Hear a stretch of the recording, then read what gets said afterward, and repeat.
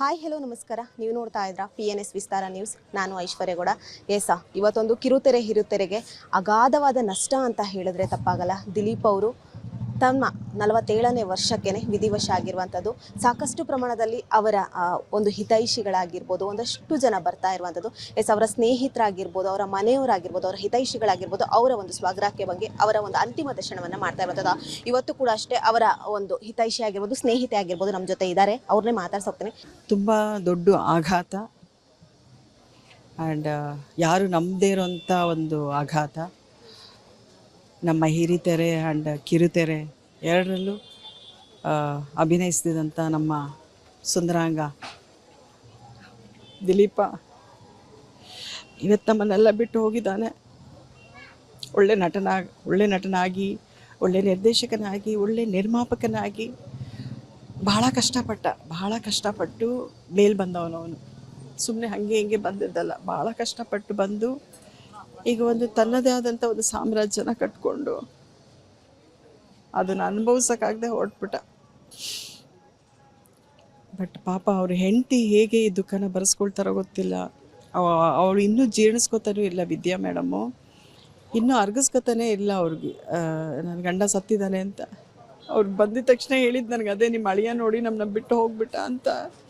ಇಲ್ಲ ವಿದ್ಯಾ, ಅವ್ರು ಎಲ್ಲೂ ಹೋಗಲ್ಲ, ಅವ್ನು ಇಲ್ಲೇ ಇರ್ತಾನೆ, ಬಾರು ಎದ್ದೇಳೋ ಅನ್ನೋ ಥರ ಆಗ್ಬಿಡ್ತು ನನಗೂ. ದಿಲೀಪ ಹೇಳೋ ದಿಲೀಪ, ವಿದ್ಯಾ ಕರಿತಾ ಇದ್ದಾರೆ, ಎದ್ದೇಳೋ, ನಾವೆಲ್ಲ ಬಂದಿದ್ದೀವಿ ಅಂತ.